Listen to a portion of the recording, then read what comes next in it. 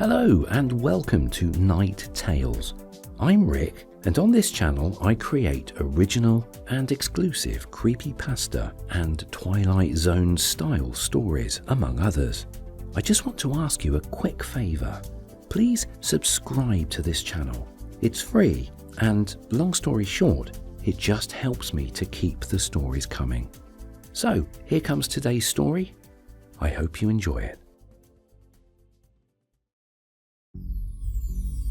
The night stretched on as I drove down the seemingly endless highway, nothing but the stars and the soft hum of my car for company. The GPS had stopped working miles ago, and I'd lost all sense of direction. Just as I began to wonder if I'd taken a wrong turn, I spotted a flicker of light in the distance, neon glowing in the dark like a beacon.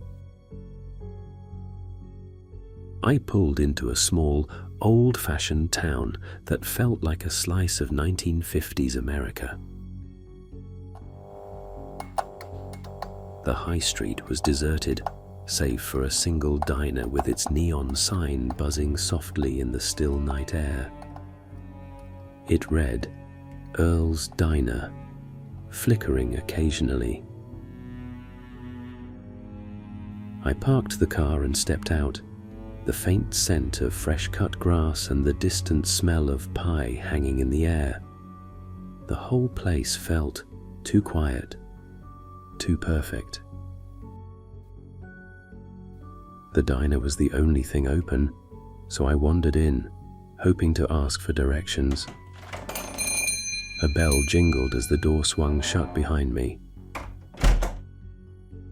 The place was nearly empty, with just a waitress leaning behind the counter, lazily flipping through a magazine. A couple sat at a booth, speaking in hushed tones. "Can I help you?" the waitress asked, her voice polite but distant. "Yeah, I'm a bit lost. Is there a motel around here?" She looked up at me, her expression unchanged. "Just down the road, about a 5-minute walk. It's called The Pines, can't miss it." I thanked her and left, glancing back at the diner as I walked out. The neon light flickered again, casting long shadows onto the empty street. I made my way down the road toward the Pines Motel, just as the waitress had said. The motel looked like it had been plucked straight from the 1950s, small, with a faded neon sign of its own that buzzed faintly in the quiet.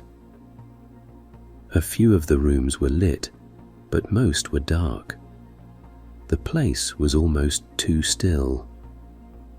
Inside, the manager gave me a key without much conversation.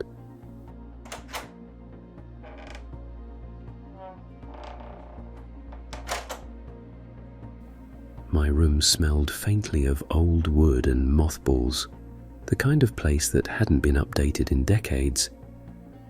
Brown curtains, mustard yellow bedspread, it felt like I'd stepped back in time. I lay down, but sleep didn't come easily. Every creak of the building made me jump, and more than once I thought I heard faint whispers just outside the window, too quiet to make out, but enough to keep me awake.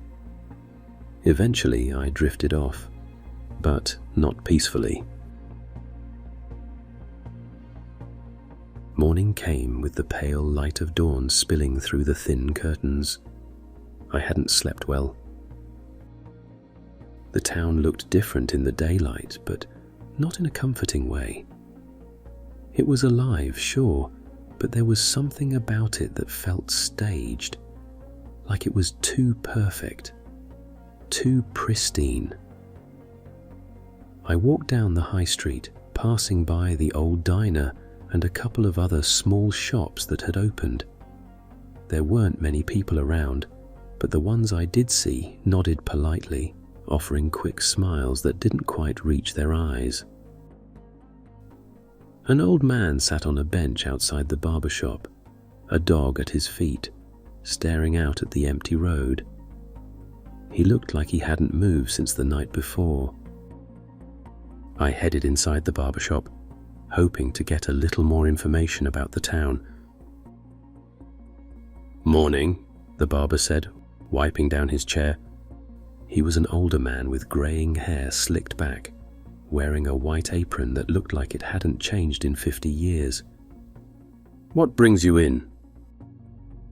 "I'm just passing through," I said, taking a seat. "Got a bit lost last night, ended up staying at the Pines Motel. Nice place, but this town is pretty quiet, isn't it?" He nodded slowly, eyes narrowing as he looked at me in the mirror. "Oh, we like to keep things quiet around here. Nothing much changes, you know, just the way we like it." His words were friendly enough, but something about the way he said them sent a shiver down my spine. There was a brief flicker, and for a split second, the barber's face in the mirror seemed to blur, just slightly, like an old TV on the fritz. I blinked and it was gone. I shook my head, trying to brush it off. Probably just tiredness, I thought. A long drive and a sleepless night were messing with my head. I thanked the barber, the strange moment still lingering in my mind. I decided then that it was time to leave. This town, as charming as it appeared, wasn't right. Something felt off. Maybe it was just the sleepless night getting to me, but I couldn't shake the feeling. I grabbed a quick coffee from the diner before heading out, but even in the daylight, the place felt just as eerie. The same waitress was there, barely acknowledging me, her smile as distant as ever, and the couple in the booth, they hadn't moved since last night. Very strange. I felt an increased urge to leave as quickly as I could. I got into my car, eager to put some distance between myself and this strange little town. Following the directions I'd gotten, I drove for what felt like hours, the dusty road stretching endlessly in front of me. But no matter how far I drove, the landscape didn't change. There were no signs for the highway, no other cars, just miles of empty road. Eventually, I saw something up ahead, a familiar sign. My heart sank. It couldn't be. But as I got closer, there it was. The same diner, the same motel, the same street I had driven away from. I hadn't left at all. I pulled over, staring at the town entrance as if it could explain itself. I'd been driving for hours, hadn't I? There was no way I could have looped back like this. I couldn't make sense of it. I sat in the car for what felt like hours, staring at the familiar street in front of me. My mind raced, trying to make sense of what had just happened. I had driven for miles, watched the sun move across the sky, and yet here I was, back where I started. There had to be a logical explanation. Maybe I'd gotten turned around without realizing it. Or maybe I was just tired, too tired to notice I'd taken a wrong turn. But deep down, I knew none of that made sense. With a sigh, I stepped out of the car and walked back down the street. Everything looked the same. The diner, the barber shop, the motel. But something about it felt different. The air was still, too still, like the town was holding its breath, waiting for something to happen.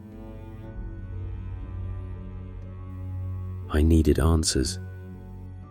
I found myself walking toward the general store, my mind still buzzing with confusion. The bell above the door jingled as I stepped inside. The storekeeper, an older woman with grey hair and a gentle smile, greeted me. so soon?" she asked, her voice just as pleasant as everyone else's in this strange town. I never left," I muttered, trying to keep my voice steady. "I drove for hours and ended up right back here. How is that even possible?" Her smile faltered for a split second, just enough for me to notice, and then, just like that, she regained her composure, her face smoothing over as if nothing had happened. "Oh, sometimes it's easy to get turned around out here," she said lightly, waving a hand as though it was nothing. "Happens to folks passing through all the time." I nodded, though I wasn't convinced. Something felt wrong. Off. I kept my eyes on her as she went about restocking the shelves, and that's when it happened. Her face. For just a moment, a fraction of a second, her face glitched. It flickered, like an image on a TV screen with bad reception. I blinked, certain I had imagined it, but there it was, again. Just the briefest shimmer, as if her whole face had flickered out of existence and then snapped back, too fast to catch. My heart pounded in my chest.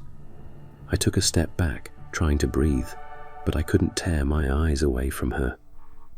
She looked up at me, her gentle smile still in place, but now all I could see was the glitch, replaying in my mind like a broken record.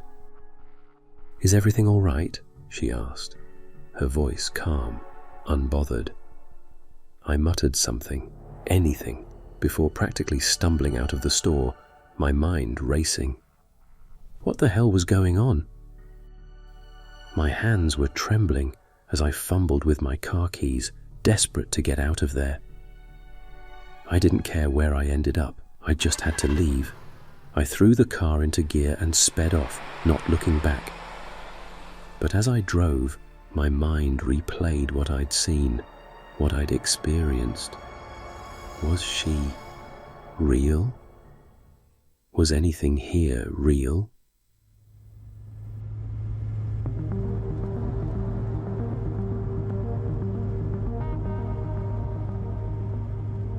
The idea gnawed at me. It seemed impossible, but after everything I'd seen, I couldn't ignore it. And then it hit me. The barber, the waitress, the couple in the diner. Had I seen them glitch too? Little moments I'd brushed off, too tired or distracted to notice. It felt like my mind was playing tricks on me. It had to be. It was the only cogent explanation, yet I knew it wasn't true. I remained determined to leave.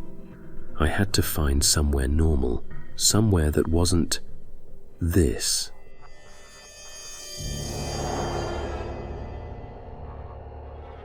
I headed out of the town again, and I drove aimlessly, my mind racing, trying to piece together everything I had seen. My only thought was to get as far away from this place as possible. I spotted a small, old-fashioned gas station up ahead, just another relic of this strange area. Glancing down, I noticed the fuel gauge was dipping quite heavily toward empty, and I knew I had no choice but to stop.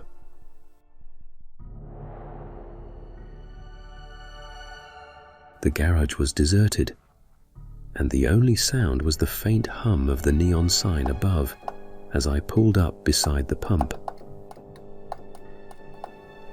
As I stepped out to refuel, I glanced at my reflection in the dusty window of the garage shop. And that's when I saw it. My own face. It glitched. Just like all of them. I stood there, staring at the warped reflection in the glass as my face flickered and distorted, twisting into something that wasn't me. the realization hit me like a punch to the gut. I wasn't lost. I was one of them. I wasn't leaving the town. I had been a part of it all along.